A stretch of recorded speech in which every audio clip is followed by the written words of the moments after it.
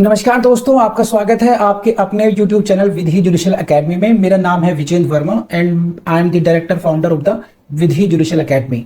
We provide coaching for the judicial services exams, and through this video we are trying to reach out you to provide you full professional exam oriented coaching for the judicial services, and that is free of cost. We are going to provide you the entire foundation course including all the books, including all the details, whether it is required for the prelims or mains or for the guidance for the interview. Section 41, this is arrest by the magistrate. Which section deals with the arrest by the magistrate? This is section 41 BNSS and this was section 44 CRPC। भैया फिर वही के वही heading से ही question multiple times पूछा जाता है। कर लेना इसको अच्छी तरीके से और उसी लाइन पे आपको इसको भी करना है। कैसे करना? जैसे आपने सेक्शन 40 पढ़ा है वैसे ही पढ़ना है इसको भी। व्हेन एनी ऑफेंस, यहां पर देखो बस कहां से क्वेश्चन आएगा, यहां पर देखो क्या लिखा है, when any offence, any offence is committed in the presence of the magistrate. यहीं से क्वेश्चन बन जाएगा, आपके दिमाग में होना ही चाहिए। In case of private person क्या था? एनी ऑफेंस नहीं था। सेक्शन 40 में क्या था?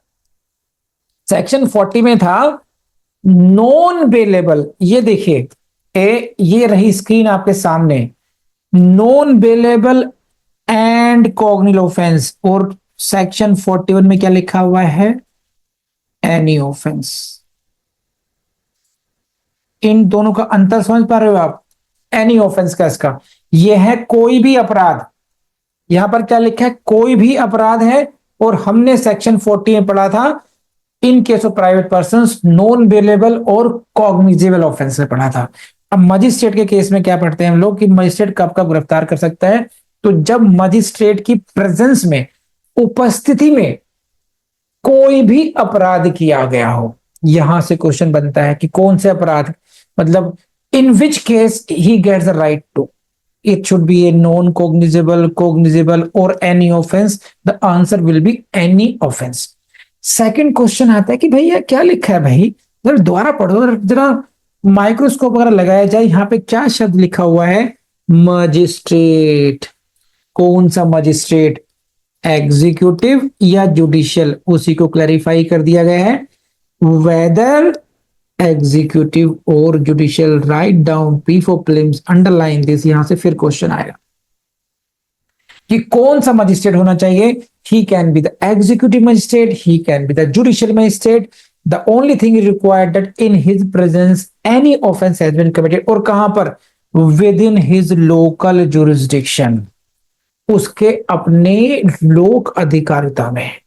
ये नहीं है रिया मैडम मजिस्ट्रेट बन गई, वरद साहब मजिस्ट्रेट बन गए और गए हैं हरिद्वार की पौड़ी पर नहाने और वहां देखने अच्छा चोरी करना है, तो वहां पर आप उसको एज ए मजिस्ट्रेट गिरफ्तार नहीं कर सकते हैं क्योंकि आपका जुरिस्डिक्शन तो दिल्ली में था।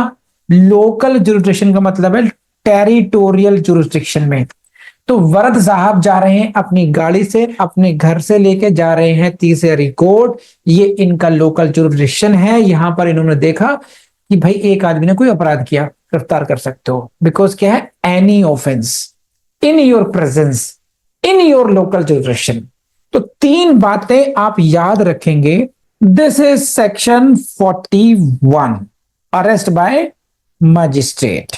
सेक्शन 41, एनी ऑफेंस,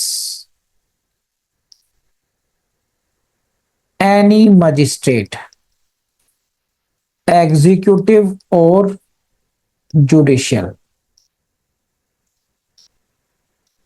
इन presence, within local jurisdiction.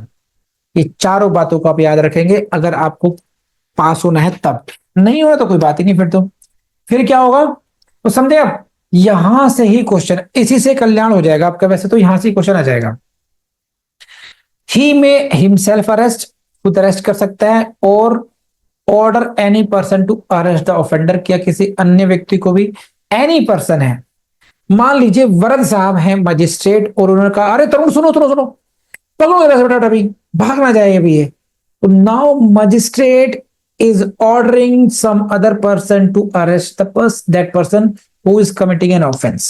या ऐसा भी हो सकता है, खुद गिरफ्तार कर सकते हैं या किसी से गिरफ्तार करने का आदेश दे सकते हैं। फिर क्या होगा, and there upon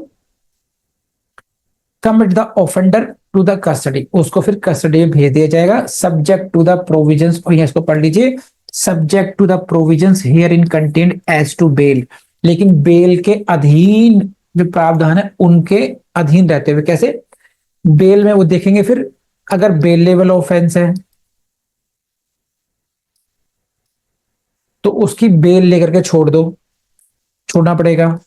non bailable है तो फिर आपका डिस्क्रिप्शन बनता है कि इसको छोड़ना है या कस्टडी में भेजना है। तो अगर मजिस्ट्रेट की प्रेजेंस में कोई भी अपराध होता है तो जो एनी ऑफेंस है वो बेलेबल भी हो सकता है, नॉन बेलेबल भी हो सकता है। तो फिर इसलिए उन्होंने कहा कि subject to the provisions herein contained as to bail, bail से संबंधित प्रावधानों के अधीन रहते हुए जो मजिस्ट्रेट हैं वो क्या करेंगे, उस व्यक्ति को कस्टडी में कमिट कर देंगे यानी कि ट्रांसफर कर देंगे। अब आ जाइए क्लॉज 2 पर, ये दूसरा व्यक्ति है, ये यहां पर भी वही सब कुछ है। एनी मजिस्ट्रेट, कौन सा मजिस्ट्रेट, वेदर एग्जीक्यूटिव और जुडिशरी, ठीक है।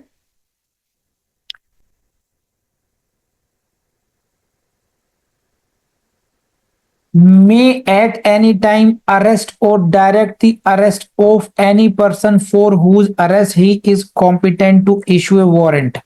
बस ये उस व्यक्ति के अरेस्ट के बारे में बात कर रहे हैं, यहां पर भी वही है। एनी मजिस्ट्रेट, कौन सा मजिस्ट्रेट, चाहे वो एग्जीक्यूटिव मजिस्ट्रेट हो या जुडिशियल मजिस्ट्रेट हो, किसी व्यक्ति की गिरफ्तारी कर सकता है, ऐसे व्यक्ति की for whose arrest he is competent to issue the warrant, जिस व्यक्ति की गिरफ्तारी करने के लिए वह मजिस्ट्रेट वारंट इशू करने के लिए कॉम्पिटेंट है। कब, at the time and in the circumstances, समझे। उस जिस व्यक्ति को गिरफ्तार करने के लिए you are legally competent to issue warrant और वो आपके सामने आ गया तो आप उसको गिरफ्तार कर सकते हैं, एट एनी टाइम अरेस्ट भी कर सकते हैं और डायरेक्ट द अरेस्ट, या फिर ऐसे व्यक्ति की गिरफ्तारी के लिए आदेश भी दे सकते हैं। तो यहां पर जो क्लॉज 1 है, क्लॉज 1 में किस व्यक्ति की गिरफ्तारी हो रही है, who has committed any offence, जिसने अपराध किया है, आपके सामने किया है, आपकी उपस्थिति में किया है।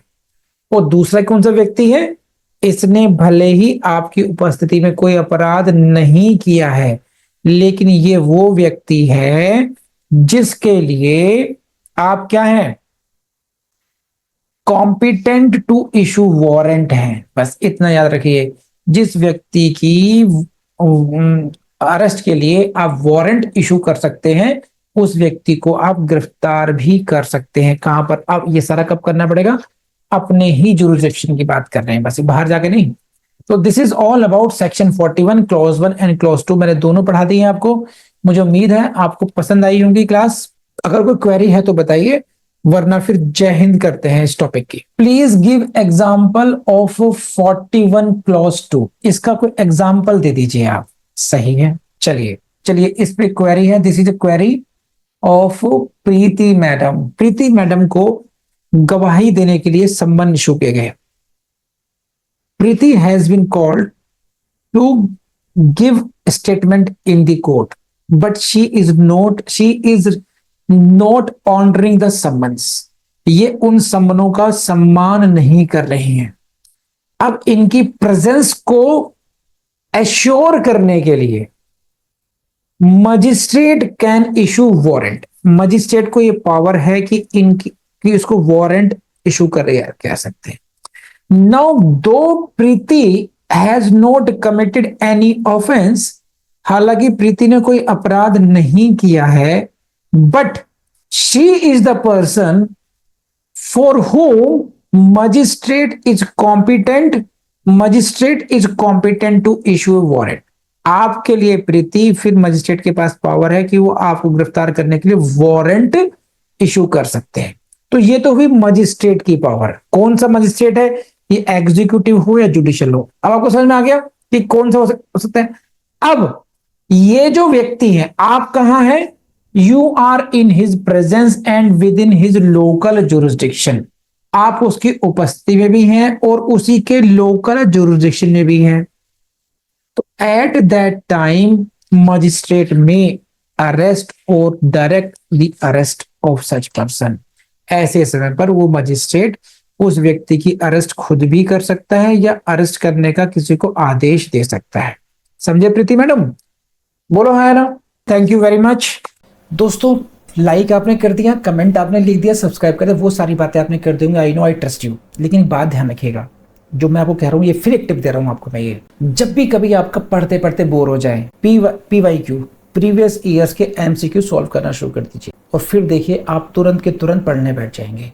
इस टिप के साथ please go to next video. Thank you.